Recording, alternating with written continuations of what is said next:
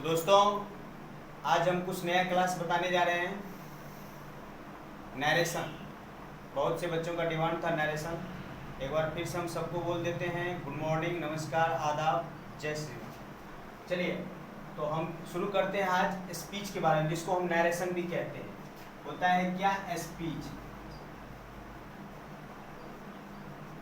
इसको स्पीच यानी हिंदी में कहते हैं भाषा, और इसको नरेशन भी बोला जाता है।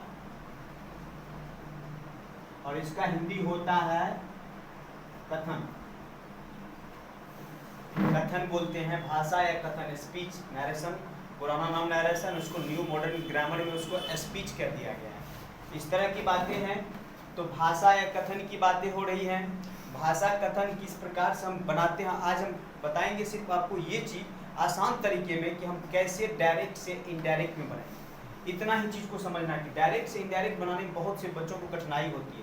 एकदम आसान वे में बताएंगे आपको, एकदम सिंपल तरीका से आप एक पॉइंट में समझ जाइएगा कि कैसे डायरेक्ट से हम इनडायरेक्ट बनाते हैं। चलिए तो सबसे पहले देखिए, आपको पता है स्पीच या नरेशन का दो पार्ट होता है। अभी डिफिनेशन में हम नहीं गए हैं, पिछले क्लास में बता भी दिए हैं कि नरेशन किसे कहते हैं, उसके कितने भेद होते हैं, कैसे कैसे चेंज करता है। वो थोड़ा लंबा रोड है, लेकिन हम यहाँ मेन पॉइंट पे आते हैं कि बहुत कम समय में जल्द से जल्द हम कैसे सीख जाएं डायरेक्ट टू इनडायरेक्ट बनाने के।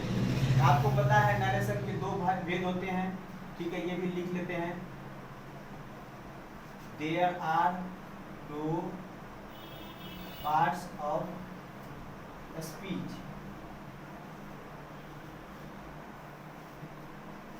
पहला क्या होता है, डायरेक्ट स्पीच, और दूसरा क्या होता है, इनडायरेक्ट स्पीच। और इसका होता है हिंदी प्रत्यक्ष कथन, और इसका हिंदी होता है अप्रत्यक्ष कथन। ये तो बात हो गई सिर्फ क्या क्या होता है, कौन सा भेद है, इसका हिंदी बताते हैं। हम मेन पॉइंट पे आते हैं कि इसको हम चेंज कैसे करते हैं, डायरेक्ट टू इनडायरेक्ट चेंज कैसे करते हैं। तो आपको बता देते हैं कि डायरेक्ट से इनडायरेक्ट में बदलने के मुख्य 3 रूल होते हैं। मुख्य 3 रूल होते हैं। पहला होता है चेंज ऑफ पर्सन, दूसरा होता है चेंज ऑफ टेंस, तीसरा होता है change of other parts of speech. तो यहाँ लिखते हैं हिंदी में, डायरेक्ट से इनडायरेक्ट में बदलने के नियम। डायरेक्ट से इनडायरेक्ट में बदलने के नियम। पहला नियम कौन होता है, नोट करते जाइएगा जिसको दिक्कत होगा। चेंज ऑफ पर्सन, यानी पहले हम पर्सन को बदलते हैं। पहला रूल जो होता है वो पर्सन को बदलना होता है, ये फर्स्ट रूल हो गया। दूसरा क्या होता है, चेंज ऑफ टेंस, यानी टेंस का बदलाव, टेंस का परिवर्तन। टेंस को हम कैसे बदलेंगे, चेंज ऑफ टेंस, दूसरा हो गया। और तीसरा क्या होता है, change of other parts of speech. दूसरा क्या होता है, तीसरा जो सबसे लास्ट है नरेशन का, change of other parts of speech. ये होता है सबसे अंतिम और लास्ट वाला। तो डायरेक्ट से इनडायरेक्ट बदलने का कौन सा नियम है आपको बता चल गया। चेंज ऑफ पर्सन यानी पर्सन का बदलाव, चेंज ऑफ टेंस यानी टेंस का बदलाव, तीसरा change of other parts of speech. Other parts of speech का मतलब होता है कि पार्ट्स ऑफ स्पीच के अलग अलग शब्द से दीज, दोज, देयर, ये सब चीज़ का हम बदलाव करते हैं नरेशन। ये लास्ट वाले पॉइंट में बताएंगे। सबसे पहला पॉइंट है मेरा चेंज ऑफ पर्सन, कि पर्सन को कैसे चेंज करते हैं। पर्सन क्या होता है आपको एक शब्द में बता देते हैं। पर्सन क्या होता है, अगर आप नहीं पढ़े हैं तो पहले यहाँ समझ लीजिए। पर्सन 3 होते हैं, first person, second person, third person. जो नहीं जानते हैं जान लीजिए, 3 ही पर्सन होते हैं। और ये पर्सन कौन कौन होते हैं, फर्स्ट पर्सन बोलने वाला व्यक्ति, मैं बोल रहा हूँ फर्स्ट पर्सन है, आप सुन रहे हैं सेकेंड पर्सन हुआ। अब बात किसके बारे में कर रहे हैं, जिसके बारे में बात करते हैं वो थर्ड पर्सन हुआ। बोलने वाला व्यक्ति फर्स्ट पर्सन, सुनने वाला सेकंड पर्सन, जिसके बारे में बात किया जाए वो थर्ड पर्सन होगी। ये 3 पर्सन होता है, इस पर ये चेंज होगा। अब इसको मैच करते हैं और आपको बतलाने जा रहे हैं कि हम कैसे बनाएंगे चेंज ऑफ पर्सन, कैसे करते हैं। चलिए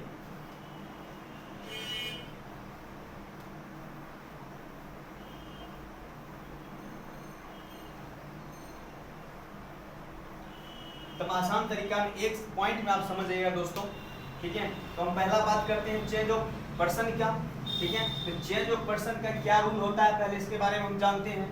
तो चेंज पर्सन का रूल एक छोटा सा पॉइंट होता है, इसको आप जान लीजिए। ये पॉइंट क्या होता है, ये से देखिए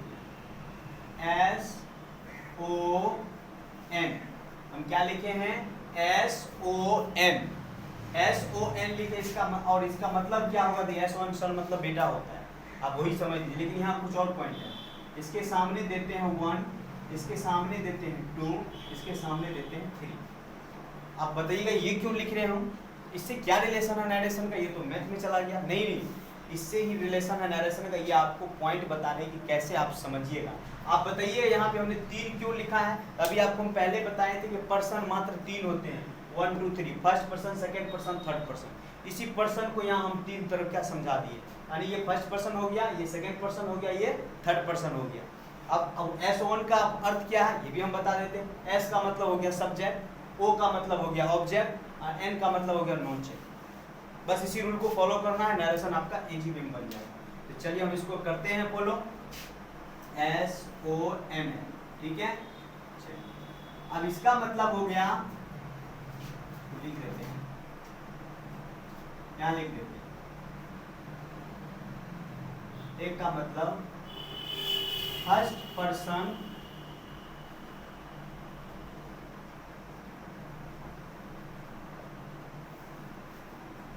सब्जेक्ट के अनुसार, दूसरा सेकेंड पर्सन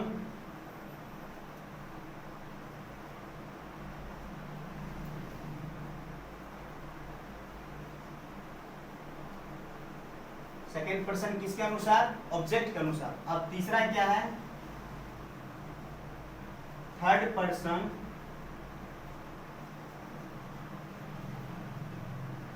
नो चेंज, इसका चेंज ही नहीं होगा। थर्ड पर्सन जहां रहेगा उसका कोई चेंज नहीं। अब इसको हम सेंटेंस में डील करके देखते हैं कि कैसे बदलते हैं। सब्जेक्ट फर्स्ट पर्सन सब्जेक्ट अनुसार, सेकेंड पर्सन ऑब्जेक्ट अनुसार, थर्ड पर्सन नो चेंज। इसी चीज को हमने यहाँ लिख दिया दोस्तों, दिक्कत होगा उतार लीजिए सब बात। अब यहाँ हम चेंज करते हैं, कैसे चेंज करते हैं इसके बारे में पहले यहाँ देख लेते हैं। सबसे पहला बात, डायरेक्ट से इनडायरेक्ट में बदलने के लिए आपको पता है इन्वर्टेड कोमा हटाते हैं, और इन्वर्टेड कोमा की जगह हम दैट का प्रयोग करते हैं, क्योंकि हमेशा डायरेक्ट स्पीच जो होता है वो इन्वर्टेड कोमा के भीतर रहता है। अगर ये नहीं जानते हैं तो जान लीजिए।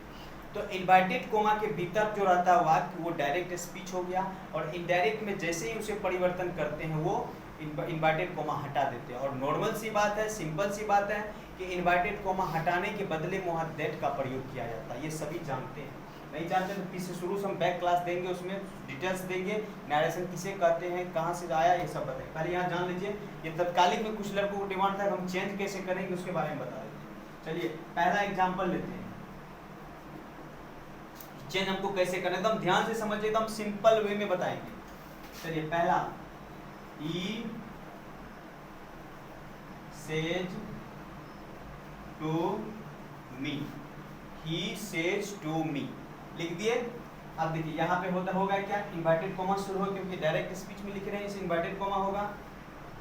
I am your friend, I am your friend, he says to me I am your friend, ये रूल हो गया। अब देखिए he says to me I am your friend हो गया, किसमें हो गया है, ये डायरेक्ट में, किसमें है, डायरेक्ट में है। अब इसको हम इनडायरेक्ट में कैसे बदलेंगे इसको ध्यान देना है, शॉर्ट में लिख दिया हम इनडायरेक्ट, वहाँ दिया है। तो इनडायरेक्ट हम इसको कैसे परिवर्तित करते हैं। अब सबसे पहले पहला रूल जो हमारा चेंज ऑफ पर्सन, उसी को फॉलो करते हैं। चेंज ऑफ पर्सन को देखते हैं कि चेंज ऑफ पर्सन को हम कैसे यहाँ यूज करते हैं। तो लिखे हैं he says to me I am your friend, ठीक है। अब इसको इनडायरेक्ट में बनाएंगे, पहले इसको समझ लेते हैं कि इसको हम चेंज कैसे, उसके बाद इनडायरेक्ट बनाएंगे। तो हम आपको क्या बताएं कि फर्स्ट पर्सन सब्जेक्ट अनुसार, तो सबसे पहले क्या करते हैं, इन्वर्टेड कोमा के बाहर जो है वाल, इन्वर्टेड कोमा के बाहर ये वाल है और ये इन्वर्टेड कोमा के भीतर है। तो सबसे पहले क्या करते हैं, इन्वर्टेड कोमा के बाहर जो है हम इन्वर्टेड कोमा के बाहर सुपर दिक्कत हो रहा है ना, तो सुपर फुल हो गया सुपर, ठीक है। इन्वर्टेड कोमा के बाहर जो होता है उसके लिए हम क्या करते हैं, सब्जेक्ट ऑब्जेक्ट को चुनते हैं। किसको चुनते हैं, सब्जेक्ट ऑब्जेक्ट को। और इन्वर्टेड कोमा के भीतर जो होता है उसमें चुनते हैं हम पर्सन को। ये चीज को ध्यान, यही भी कंफ्यूज होता है लड़का, किधर पर्सन चुनेंगे किधर सब्जेक्ट ऑब्जेक्ट चुनेंगे। इस बात को ध्यान रखना है। इन्वर्टेड कोमा से बाहर जो है हम सब्जेक्ट और ऑब्जेक्ट को चुनते हैं और इन्वर्टेड कोमा से के भीतर जो वाक्य है उसमें हम पर्सन को चुनते हैं, ठीक है। तो सबसे पहले हम इसकी बात करते हैं, ये हम और सब्जेक्ट ऑब्जेक्ट को चुनेंगे। सिंपल सी बात है, ये क्या हो गया हमारा, सब्जेक्ट हो गया। He says to me, subject verb object. आप सेंटेंस बनाते हैं, ट्रांसलेशन बनाते हैं, मैं खाता हूँ, मैं खा जाता हूँ, मैं स्कूल जाता हूँ, मैं अंग्रेजी पढ़ता हूँ। सब्जेक्ट वर्ब ऑब्जेक्ट होता है, वही यहाँ किया है, सब्जेक्ट V5 प्लस ऑब्जेक्ट। तो सब्जेक्ट हो गया ही, ऑब्जेक्ट क्या हो गया, मी। वर्ब का इसमें कोई रोल नहीं है, इसलिए वर्ब को हमने नहीं चूज किया है। सब्जेक्ट ऑब्जेक्ट हमने चुन लिया, ये सब्जेक्ट हो गया, ये ऑब्जेक्ट हो गया, ठीक है। अब इधर चलते हैं, पर्सन को चूज करते हैं। क्या चूज करते हैं, पर्सन को। तो आई क्या हो गया, फर्स्ट पर्सन, ठीक है। आई क्या हो गया, फर्स्ट पर्सन। अब यहाँ पे इसको तो चुनना नहीं है, हेल्पिंग वर्ब है, इसलिए वर्ब को कुछ छूना ही नहीं, चाहे इधर वर्ब हो चाहे हेल्पिंग वर्ब हो, कि मैं उसको कोई छूना नहीं, इसको नहीं छूना, यहाँ छूना है। ये क्या है हमारा, योर फ्रेंड, ये क्या है, सेकेंड पर्सन,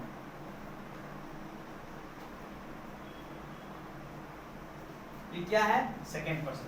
तो subject object first person second person, ये तो फ्रेंड होता है थर्ड पर्सन को, थर्ड पर्सन का कोई चेंज ही नहीं है और उसके बारे में कुछ सोचना ही नहीं है, ये थर्ड पर्सन हो जाता है फ्रेंड। इसलिए थर्ड पर्सन का चेंज नहीं होता, लेकिन वे पर्सन चुनने के बाद जो वर्ड होता है उसको सेम लिख देते हैं, इसलिए उसके बारे में कुछ विचार नहीं है। फर्स्ट पर्सन सेकेंड पर्सन हमने चूज कर लिया, बस।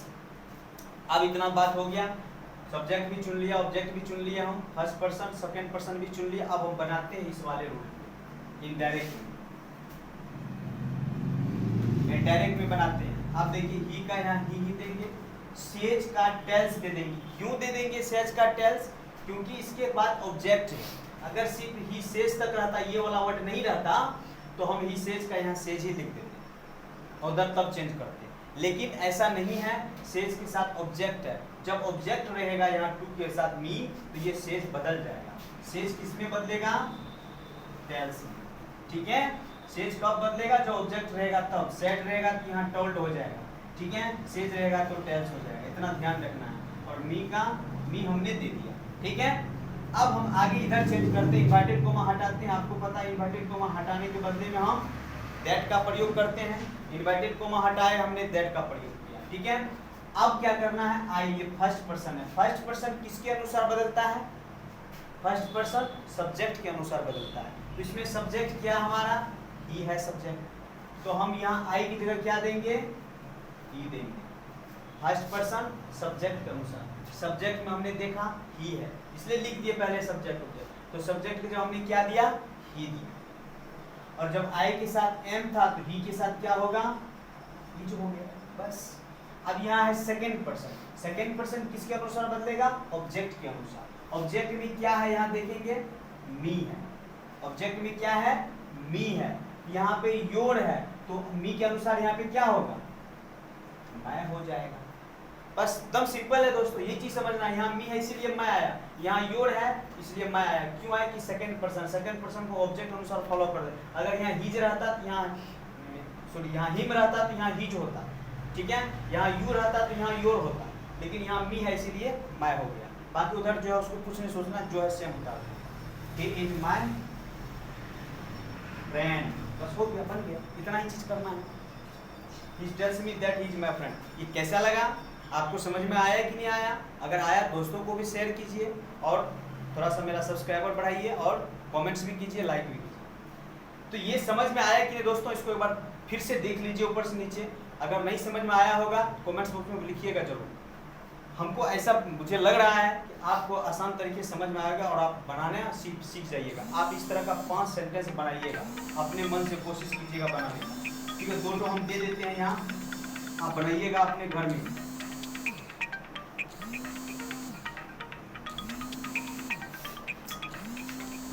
He says to me, बटे कुमा सुमा, you are my friend। बस हो गया, यही ठो बनी, रहने दीजिए, यही ठो बनाइएगा आप लोग और इसी तरह से। Thank you.